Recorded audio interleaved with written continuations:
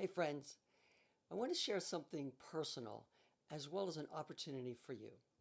Just this morning, I was really struggling about something going on in my life, feeling anxious, and I just kept turning it over and over and over again in my mind, trying to think and pray my way through it, hoping to figure it out on my own. But what finally helped wasn't an insight, a Bible verse, or just trying to stop it.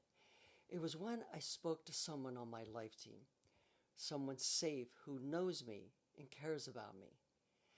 Through that simple relational connection, I began feeling less alone and overwhelmed. My anxiety began to settle. I began thinking a bit more clearly, and I was finally able to refocus and even move forward into my day. That small moment captures what our Neuro-Relational Summit is all about. How being rewired by grace, unmerited favor, actually transforms us. God uses not only himself, but safe, real relationships to heal when information or trying alone cannot.